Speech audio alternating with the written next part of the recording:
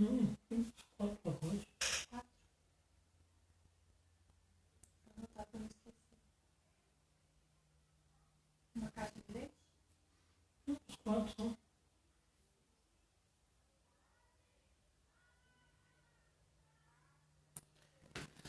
Pode ir conversando normal. Não, depois você apaga pra começar tudo de novo. Não, já tá online. Tem uma pessoa, deixa eu ver se é o Flavinho.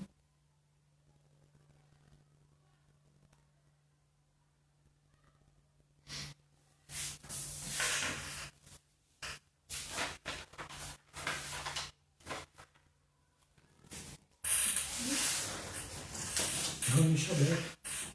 Deixa aberto pra entrar. Gente. Então, tchau, gente. Bom, Tchau. Tchau.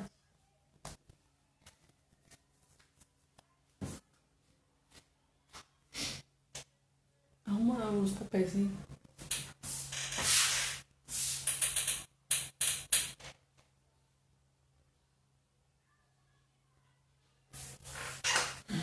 que ficar aí, que eu já vou sentar, só tô esperando pra mim falar.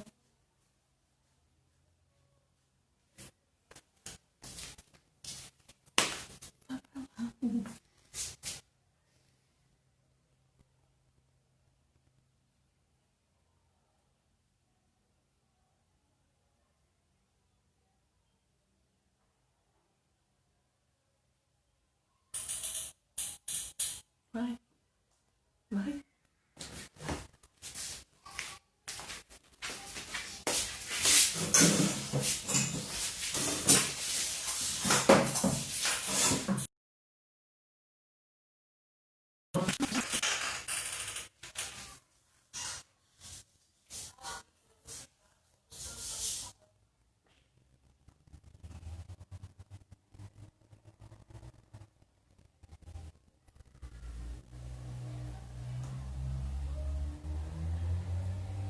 Vamos segurar, né?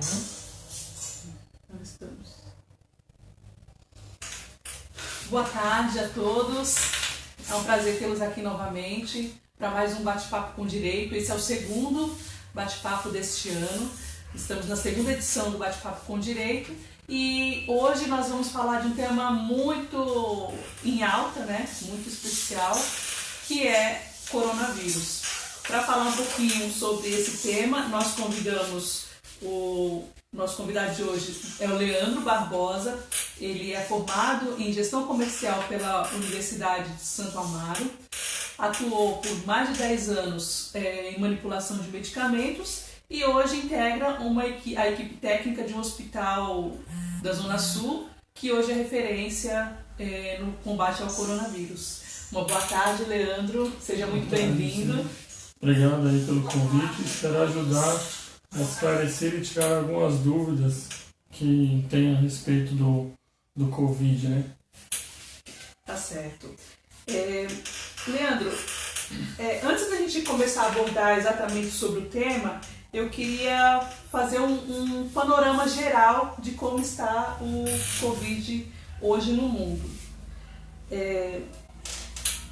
O Covid, ele hoje, primeiro no Brasil, até às 16 horas nós tínhamos 5.955 casos confirmados e 207 mortes. Ontem nós tivemos a confirmação da morte de um jovem, a pessoa mais jovem, falecida por conta desse vírus. Ele tinha 23 anos, faleceu aqui na cidade de São Paulo. No mundo, as mortes já chegam a 803 mil. O pico hoje de casos está nos Estados Unidos e na Espanha, que já ultrapassaram o número da China. A mídia fala muito sobre pandemia. O que exatamente é pandemia e por que isso já existiu na história alguma vez antes? Você pode explicar um pouquinho para nós? Pandemia é um nome dado quando acontece uma contaminação global, né, que atinge todas as partes do mundo, né, onde o ser humano ele não tem controle mais. Aí afeta tanto de um lado asiático, europeu, americano. E aí quando se torna uma coisa ampla, que afeta todo o mundo, dá-se o nome de pandemia. Nós já tivemos outros casos de pandemia no mundo antes? Sim, nós já tivemos outros casos de pandemia no mundo antes, né? Uma das pandemias que teve foi a gripe espanhola, que foi mais ou menos em 1917, né?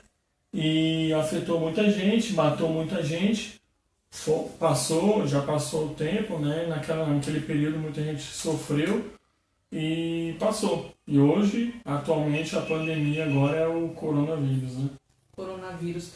Por que o coronavírus, na verdade, tem um nome, né? Que é o Covid-19. Por que tem esse nome, Covid-19? E o que é esse coronavírus? Coronavírus foi o nome dado, né? Covid-19 é uma junção, né, de corona com vírus, dá-se o nome de Covid. E 19 porque ele foi apresentado, foi encontrado, né, lá na China no ano de 2019, né, pela primeira vez. Aí deu o nome de Covid-19. E quais são os principais sintomas dessa doença? Bom, os principais sintomas da doença é febre, tosse e dores no corpo, né? Febre, tosse, dores no corpo, é isso aí. Tosse, como que é essa tosse? É uma tosse mais seca, uma tosse mais com secreções?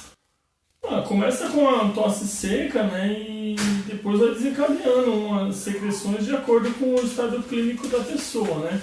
Ela acaba desenvolvendo outros sintomas, né, por conta de outros tipos de doenças que ela já tem. E quem que pode ser infectado por essa doença e como que são as formas de infecção? Essa doença pode ser infectada por qualquer um, né? Ela pega tanto jovens como adultos e aí eles vêm de acordo com o ambiente onde eles se encontram, né? Passa de uma pessoa para outra no contato, pelo ar, e é assim. Essa infecção, a gente pode dizer que tem um grupo específico que pode ser infectado? Todos os grupos são infectados. São infectados tanto as crianças, quanto os adolescentes, os jovens, os adultos. Porém, cada classe tem a sua complicação, né? No caso, a complicação mais grave é das pessoas idosas por conta das suas doenças já de base, né? Hipertensão, diabetes, problemas do coração, um problema de pulmão, doença pulmonar, né? Obstrutiva, DPOC, uma pneumonia. Tudo isso é um agravo do Covid, que deixa o sistema imunológico baixo, né? Fazendo com que a pessoa fique vulnerável e tenha uma queda de saúde. Nós tivemos algumas declarações do presidente no sentido de que a população podia voltar para as ruas porque a doença basicamente ela se manifestava mais em idosos. Então você está apontando para nós que além dos idosos tem uma outra classe de pessoas que estão na classe de risco, que seriam pessoas que têm colesterol e diabetes. Doenças crônicas. No Brasil, a gente pode dizer que tem poucas pessoas com diabetes e colesterol? Não, tem muita gente que tem diabetes, tem muita gente que tem colesterol e tem muita gente que tem doenças crônicas. E isso é desencadeado pela sua qualidade de vida, pela sua alimentação, pelo sedentarismo. Tudo isso desenvolve doenças crônicas, né? E aí pode agravar o caso do Covid. Certo. A gente tem acompanhado bastante na grande mídia os casos que estão sendo atualizados, né, confirmados com uma certa frequência. A gente pode dizer que esses casos, que essas confirmações, que esses números são confiáveis? Esses números são confiáveis na medida de que são avaliados. Só que não tem testes para todo mundo. Então, no meu entender, estão morrendo mais gente do que se apresenta, tem mais gente contaminada do que se apresenta, porém a Organização Mundial da Saúde, o Ministério da Saúde, não tem como controlar tudo isso por conta da falta de exames, né? de testes que é feito. Os testes são caros, os laboratórios não são suficientes para estar fazendo todos os testes, já tem fila de testes esperando confirmação de resultado e vamos ter que aguardar aí uma melhora aí do sistema e esperamos que dê conta, né? Você disse que tem testes aguardando confirmação.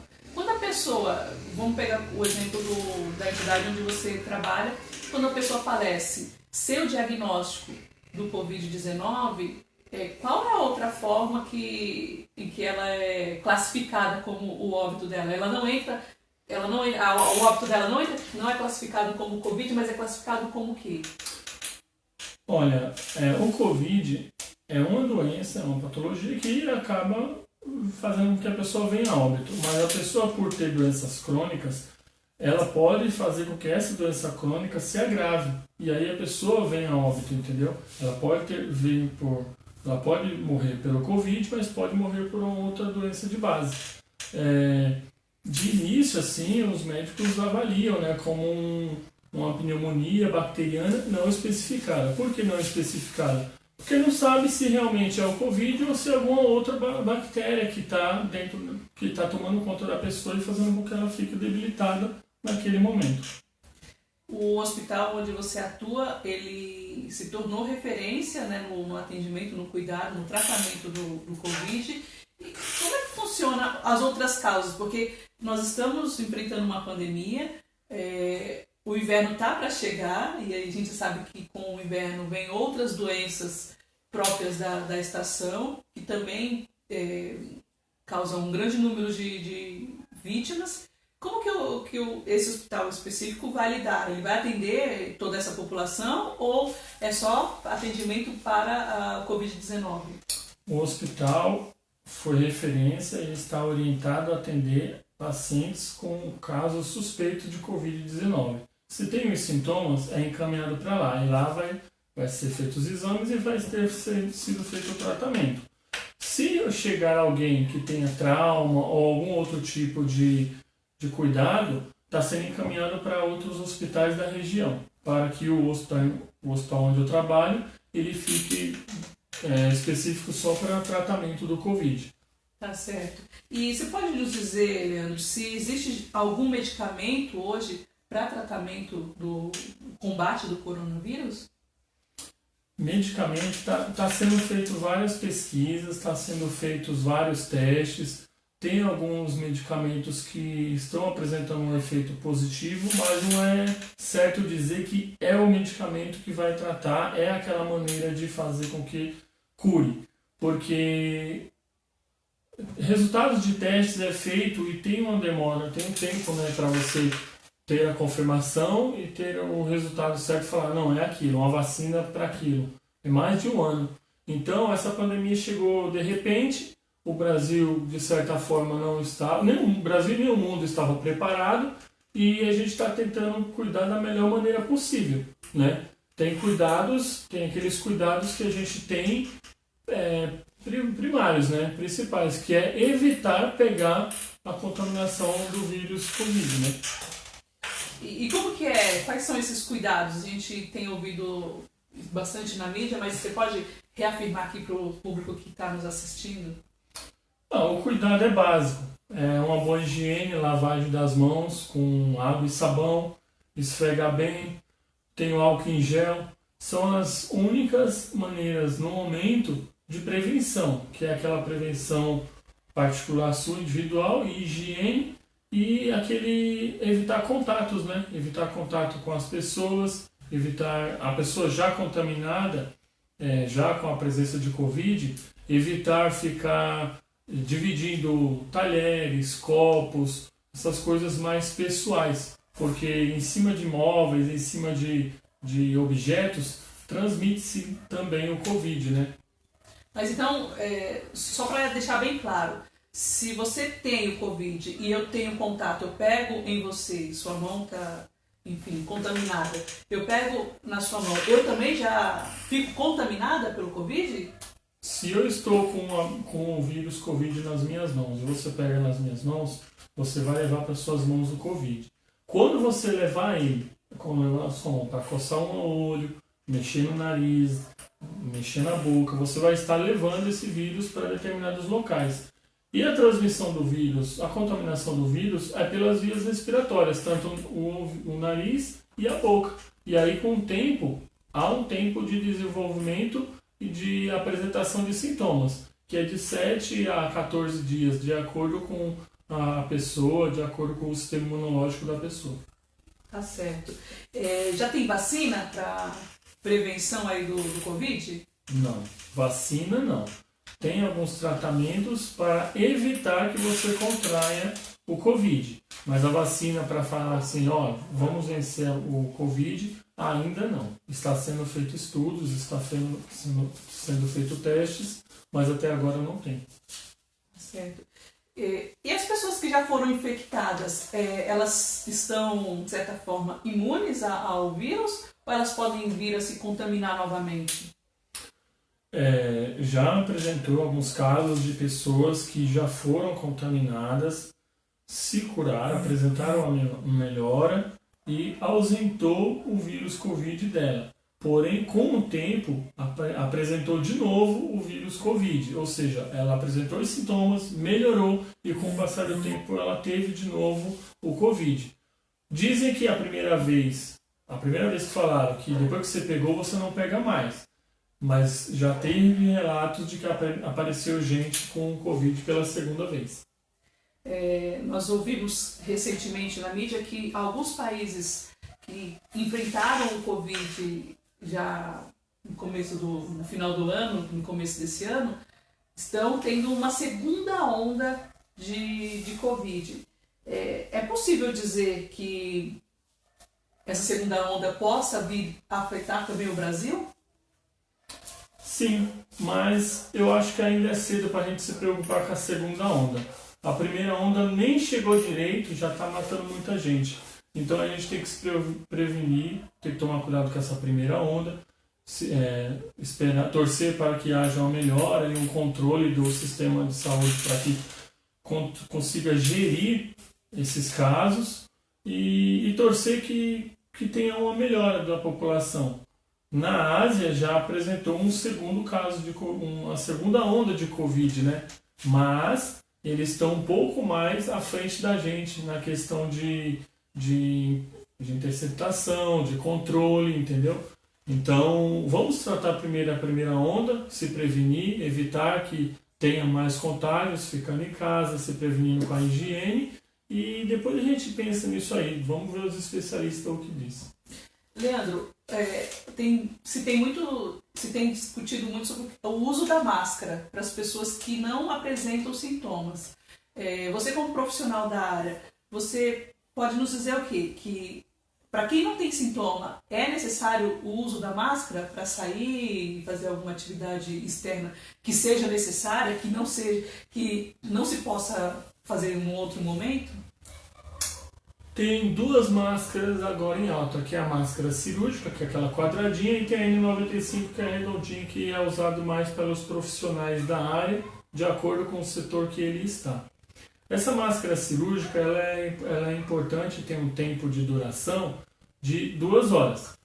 Porém, quando você usa para sair para algum lugar, ela evita gotículas, evita você ter um pouco mais de contato com o ambiente. Então ela previne, mas ela tem prazo de validade. Tem que ser respeitada para que tenha aquela segurança.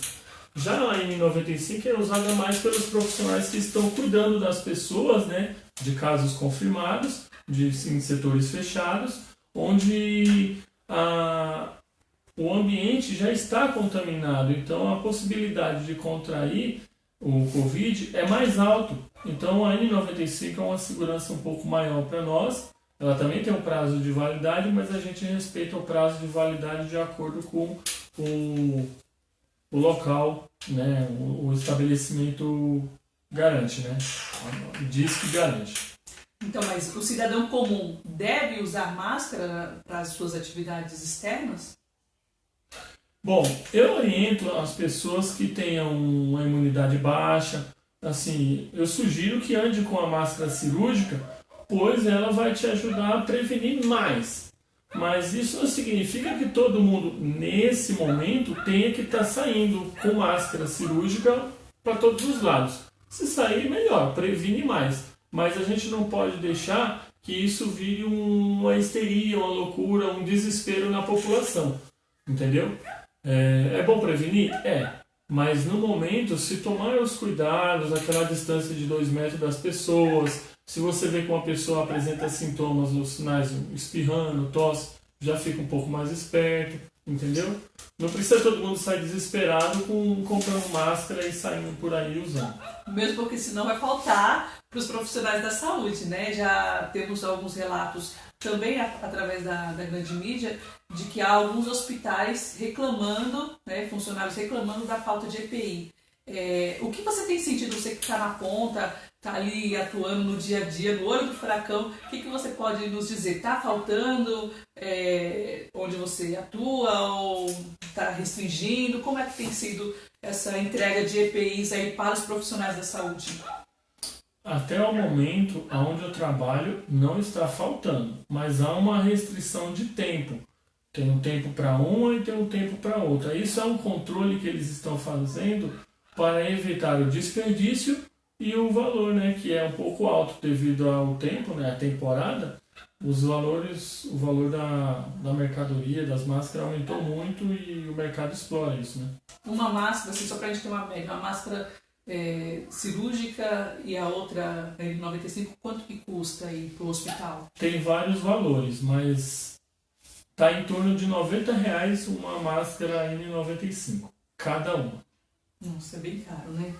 Bom, então assim, a ideia desse bate-papo não é alarmar ninguém, não é deixar as pessoas desesperadas, ao contrário, é informar, primeiro, trazer informações a partir da questão do conhecimento, né, de quem atua na área, trazer orientações de como agir para evitar o contágio e também trazer uma informação de que nem tudo que está acontecendo no dia a dia aparece na mídia, né? Então tem muita gente que tem o pé atrás da mídia, fala, mas a mídia está aumentando. Ao contrário, a mídia não está aumentando os casos, a mídia não tem nem controle de quantos casos de fato existem hoje de coronavírus no Brasil. O ministro da Saúde anunciou essa semana que está para chegar um lote de testes rápidos, para que seja feito vários testes, como se fosse diabetes, nas pessoas, e aí sim a gente vai poder ter uma ideia, né, real, mais precisa, de quantos estão contaminados no país. Então, os dados que são informados na mídia, eles são estão abaixo daquilo que é a realidade, a exemplo do que você passou para nós, né? Acho que uma coisa importante também de falar sobre o coronavírus é que desde 20 de março o Brasil foi declarado como estado de calamidade pública por conta, né, da expansão do vírus. E o que isso significa em termos mais claros?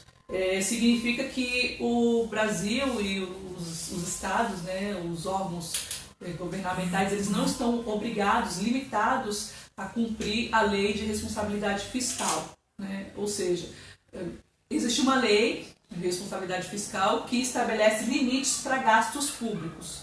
Com isso, com essa decretação do estado de calamidade pública, os estados e o governo federal não fica limitado a essa lei, então eles podem gastar mais do que a lei prevê para combate do coronavírus. E aí eu queria que você falasse um pouquinho para nós, Leandro, o que o estado de São Paulo, de modo especial, que é onde nós estamos, tem feito para combater, para atender toda essa população vítima do vírus.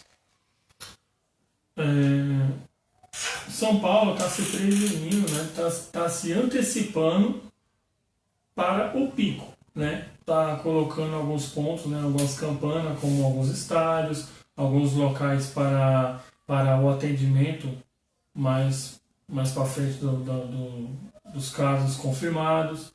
E está tendo sim um investimento, né, na medida do possível, Dizem especialistas, né, e as pessoas que fazem esses testes, esses controles, que por mais que a gente faça o controle, por mais que eles invistam, não vai ser suficiente para cuidar de todo mundo. Mas, se toda a população ajudar fazendo a sua quarentena, ficando em casa, respeitando o que os órgãos pedem, tomando conta da sua higienização, lavagem das mãos, esse número pode ser controlado, pode estar dentro do limite que eles estabelecem. E isso vai ajudar muito no controle, vai ajudar muito na prevenção. E para aqueles que estão contaminados, pode não faltar leitos, né? Pode estar tudo dentro dos padrões e a gente espera que consiga atender todo mundo. Ótimo. Nós temos uma pergunta aqui de uma internauta, a Nailde está perguntando: em quanto tempo os sintomas do coronavírus se manifestam em pessoas saudáveis? De 7 a 10 dias ele já pode apresentar os sintomas, porque tem um período, né, de incubação dos vírus na gente, ele entra, toma conta, começa a desorganizar todas as moléculas, as células, e aí começa a apresentar, né, que é aquele sistema de defesa do organismo. E com o sistema de defesa trabalhando, ele vai apresentar a temperatura alta, né? E aí com isso, é um dos primeiros sintomas, a temperatura alta, febre. E aí com isso, a pessoa vai procurar uma unidade básica, um pronto-socorro, para estar fazendo os cuidados, para ver se realmente é corona. Se a pessoa tiver, agora uma pergunta minha aqui, se a pessoa tiver um sintoma, então por exemplo, ela tiver isoladamente tosse, sem febre, ela deve procurar uma unidade de saúde?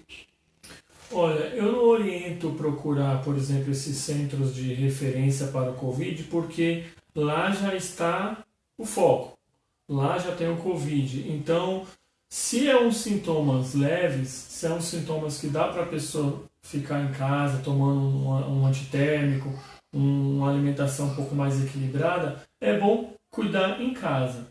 Nós orienta que as pessoas que vão procurar as unidades básicas sejam pessoas que estejam com dificuldade em respirar, que ela vê que está com problemas respiratórios, que ela não consegue dormir, que ela não consegue andar, que já está cansando. Então, essas já são sintomas de um estado que está se agravando. Então, quando sentir sintomas de falta de ar, fraqueza, vai até uma unidade básica que aí eles vão analisar o caso de cada um. Tá certo. Eu gostaria também de aproveitar e falar que esse vírus, né, essa pandemia, causou a alteração total na vida dos brasileiros e do mundo inteiro, né? Então nós tivemos aí desde fevereiro até hoje a edição de várias normas, tanto portarias quanto leis novas, medidas provisórias para regulamentar essa situação de caos atualmente. Então, uma das leis que foi publicada para regulamentar a situação atual se trata da relação do trabalho, a MP 927.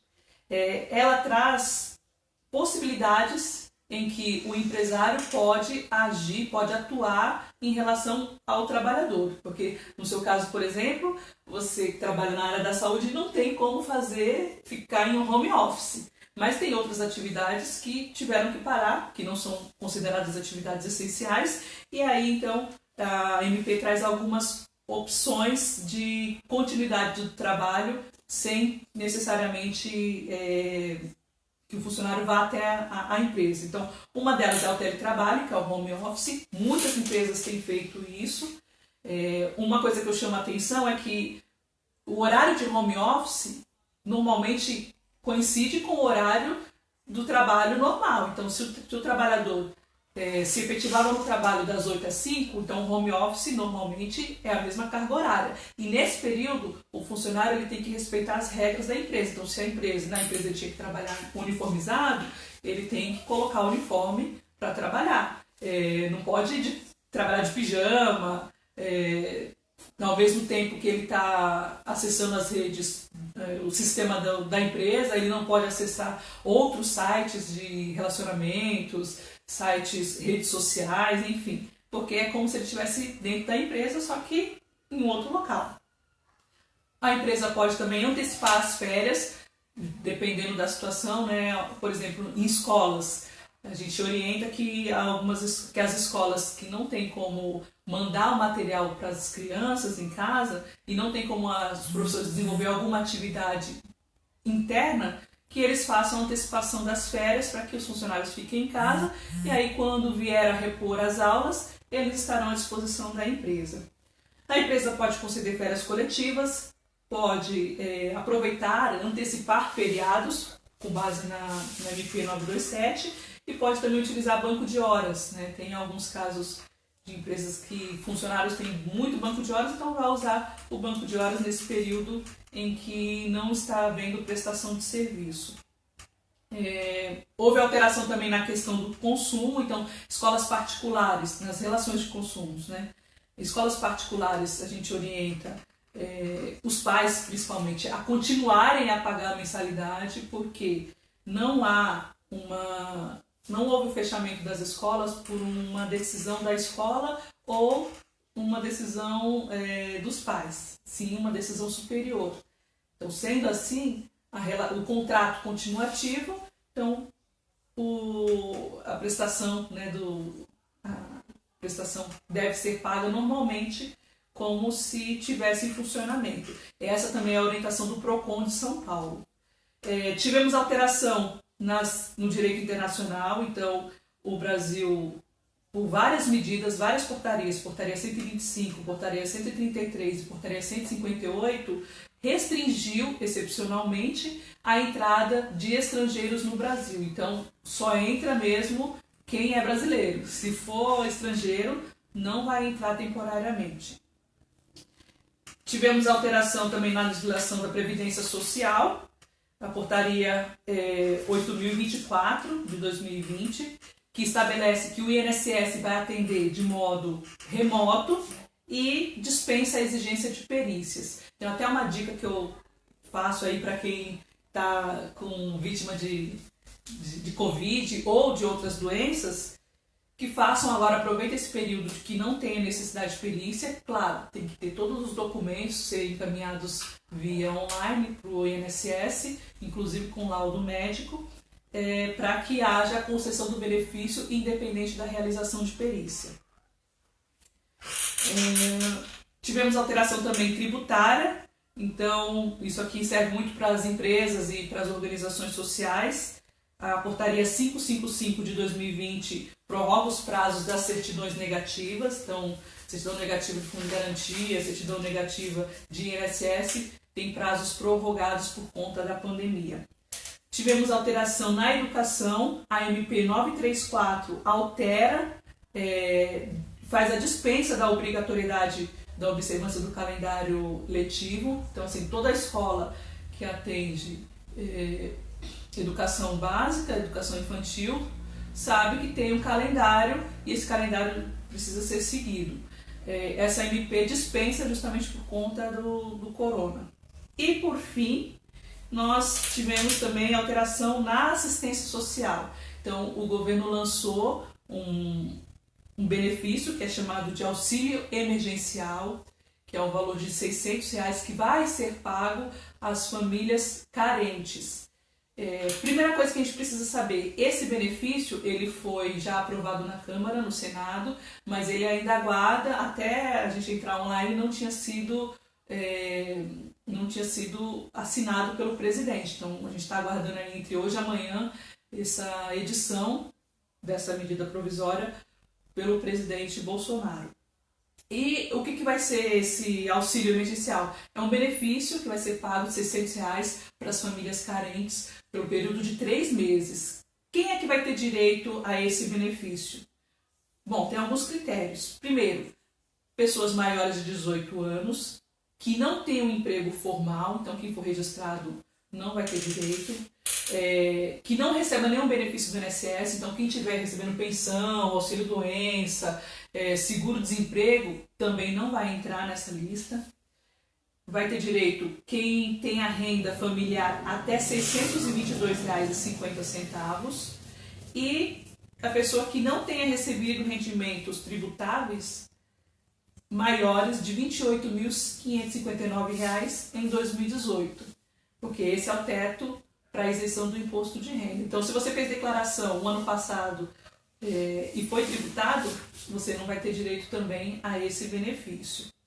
A grande dúvida das pessoas é: como é que o governo vai saber se eu tenho direito ou não? Onde que eu tenho que ir, o que eu tenho que levar de documentos, tal, enfim. Gente, não precisa ir a lugar nenhum, porque a ideia é que as pessoas continuem em suas casas, que ninguém vá para lugar nenhum. Que a gente faça o máximo de serviços à distância, online. Então o governo vai utilizar para encontrar essas pessoas que têm direito o CAD único, que é o cadastro único da assistência social. Então todo mundo que recebe Bolsa Família já está cadastrado. Quem recebe outros benefícios assistenciais estaduais também já está cadastrado.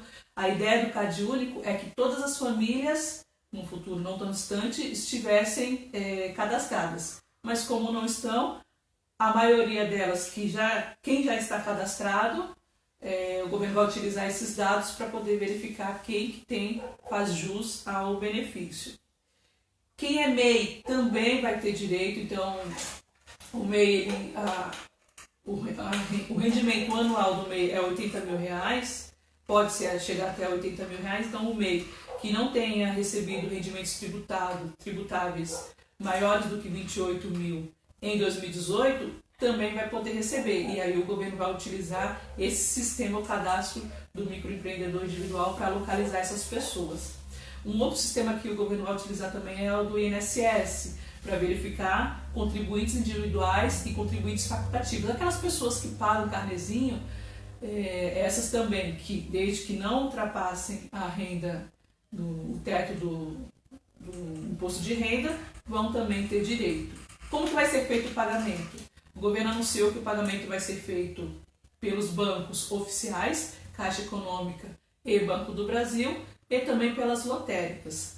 Há ainda discussão se o valor já poderia ser creditado diretamente na conta de quem já tem conta social. Então, quem recebe os programas sociais, Bolsa Família, já tem uma conta. Então, ainda está vendo se vão fazer essa acreditação desse valor diretamente nessa conta. O fato é, para quem não tem conta, não precisa ir no banco abrir uma conta nem nada. O governo vai abrir automaticamente uma conta para as pessoas e vai disponibilizar um cartão virtual para que haja o saque desses valores. Então não vai chegar um cartão via correio nem nada disso, porque a ideia é que todo mundo permaneça nas suas casas até segunda ordem. Tá certo? Então assim, gente, o tema é muito grande. Temos outras perguntas? Temos. A Josefa está perguntando se o álcool 70 substitui álcool em gel. O álcool em gel e o álcool 70, a diferença é a consistência, né? E o álcool em gel já está preparado para a gente usar nas mãos. O álcool 70, o líquido, ele não foi feito para isso, para as mãos. Ele foi feito para a superfície, entendeu? Então, assim, eu creio que ele tem assim a mesma ação, porém de uma maneira diferente, entendeu? O álcool em gel ele já está preparado para você usar nas mãos. Ele tem alguns componentes que não agride tanto a mão quanto o álcool 70 líquido, né? O álcool 70 líquido ele é um pouco mais inflamável, pega fogo mais rápido, entendeu? Ele é bom também, ele desinfecta também, porém ele não é para isso. O álcool em gel que é para isso. Certo. Leandro, você gostaria de dar uma última palavra aí de incentivo e de orientação para quem está nos acompanhando? Bom, seguindo as orientações que todo mundo tá passando, é que a gente tem que nos prevenir. Ficando em casa, evitando locais de muito aglomeração, né? Bar, restaurantes, açougue, todos os lugares de comércio onde tem um número de gente muito grande próximos, é bom evitar, porque se um estiver contaminado ali, a proliferação ali seria muito maior, né? E a gente tem que evitar também usar objetos de outra pessoa, porque a gente também não sabe se essa pessoa está contaminada, e é e é um foco de contaminação, o uso de objetos de uma pessoa para outra. Fica em casa, higienização das mãos, é a melhor prevenção. Hoje nós não temos nenhuma vacina até o momento para combater. O único combate que a gente tem que fazer agora é evitar a contaminação. Depois que já contaminou, a gente tem só os tratamentos, né? E aí o sistema imunológico da pessoa que vai combatendo e vai ajudando a pessoa a melhorar. Tem uma outra pergunta aqui. Tem algumas mensagens até relacionadas andando nas redes sociais, de que se a pessoa fica no sol, se ela toma chás quentes, isso ajuda a matar o vírus. Isso é verdade ou é uma fake news? Não, não é verdade. Não tem vacina, não tem nada constatado de que você tomar sol vai combater o vírus. Tomar sol é bom para o organismo, ajuda na vitamina D. Porém, isso não combate o vírus, né? O que combate o vírus é os cuidados para que você não contraia ele. E o seu sistema imunológico é que vai combater o vírus que já está dentro de você. E se você não tiver nenhum caso crônico, nenhum agravante, você vai conseguir sair bem nesse momento, nesse cenário que a gente se encontra. E o chá quente?